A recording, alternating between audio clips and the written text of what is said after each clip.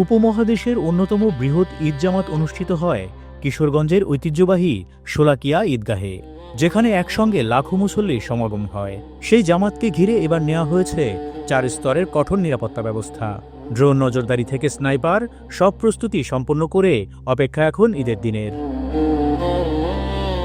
আসন্ন ঈদ উল ফিতর উপলক্ষে কিশোরগঞ্জের শোলাকিয়া ঈদগাহ ময়দানে সব প্রস্তুতি প্রায় শেষ। এবার এখানে অনুষ্ঠিত হতে যাচ্ছে 199তম ঈদ জামাত। ঈদের দিন সকাল 10টায় নামাজ আদায় করা হবে। জামাতে ইমামতি করবেন মুফতি আবুল খায়ের মোহাম্মদ সাইফুল্লাহ। বিকল্প ইমাম হিসেবে থাকবেন মাওলানা জুবাইর ইবনে আব্দুল হাই। লাখো মুসল্লির নিরাপত্তা নিশ্চিত করতে এবার গড়ে তোলা হয়েছে 4 স্তরের নিরাপত্তা বলয়। প্রায় 1100 পুলিশ সদস্য নিরাপত্তায় নিয়োজিত থাকবেন। ঈদগাহ ও আশপাশ এলাকায় স্থাপন করা হয়েছে একাধিক চেকপোস্ট ও পিকেট। এছাড়া রয়েছে 6টি ওয়াচ টাওয়ার, যার 4টি ব্যবহার করবে পুলিশ এবং 2টি র্যাব।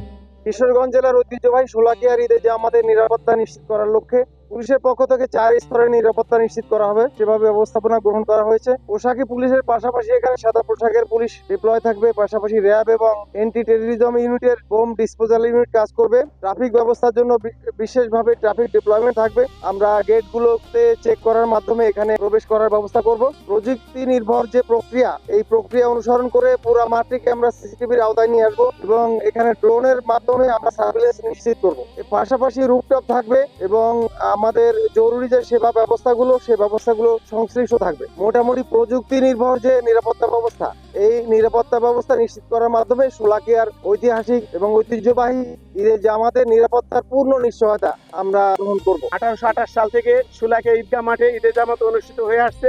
এবছর 199তম ঈদের জামাত অনুষ্ঠিত হতে যাচ্ছে। বরাবরের মতো সকাল 10টায় ঈদ জামাত অনুষ্ঠিত হবে এবং একটি বাড়ি মাত্র ঈদের জামাত অনুষ্ঠিত হবে। এখানে মুসল্লিদের আগমনের জন্য 2টি বিশেষ ট্রেনের ব্যবস্থা করা হয়েছে। একটি ভৈরব থেকে আসবে, যেটা ছাড়বে সকাল 6টায় এবং এখানে পৌঁছাবে সকাল 8টায়। আর ময়মনসিংহ থেকে একটা বিশেষ ট্রেন রয়েছে, ভোর 5টা 45 মিনিটে ছাড়বে এবং এখানে উপস্থিত হবে 8টা 30 মিনিটে। জনস্বাস্থ্য প্রকৌশল অধিদপ্তরের তত্ত্বাবধানে 3টি খাবার পানির অস্থায়ী ভ্যান থাকবে, যার ওজন প্রায় 3000 লিটার। 6টি নলকূপ, 5টি অস্থায়ী ওজুখানা, 15টি স্থায়ী টয়লেট এবং 20টি ইউরিনালের ব্যবস্থা করা হয়েছে।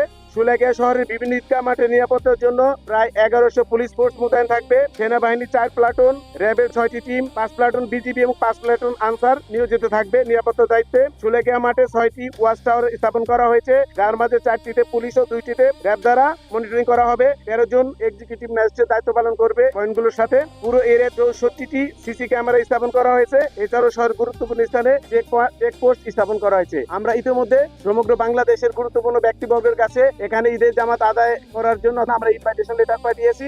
শোলাকিয়া ঈদগাহ ময়দান দেশের প্রাচীনতম এবং সর্ববৃহৎ ঈদগাহ ময়দান। ঈদগাহ ময়দানটি প্রায় 200 বছর যাবৎ এখানে দেশের বিভিন্ন অঞ্চল থেকে আগত মুসলিমদের নামাজ আদায় করেন। তার এই ধারাবাহিকতা এই শোলাকিয়া ঈদগাহ ময়দানে 199তম ঈদ উল ফিতরের জামাত অনুষ্ঠিত হবে। ঈদ উল ফিতরের জামাতে নামাজ আদায়ের জন্য দেশের বিভিন্ন স্থান থেকে মুসল্লিরা আগমন করেন এবং এই মুসল্লিদের থাকা খাওয়ার সুব্যবস্থা করে থাকেন জেলা প্রশাসন। তাদের সার্বিক নিরাপত্তার দায়িত্ব পালন করে থাকেন জেলা পুলিশ প্রশাসন। আমি আশা করি এতে কোনো ব্যত্যয় ঘটবে না। আমি মনে করি সমস্ত দেশ থেকে আগত মুসল্লিরা এবং কিশোরবাসী অত্যন্ত উৎসব পরিবেশে এই ঈদ উল ফিতরের নামাজ অনুষ্ঠিত হবে এবং আদায় করবে। এই ঈদগাহ ময়দান নিয়ে ইতিমধ্যেই আমরা উচ্চ মহলে কথা বলেছি।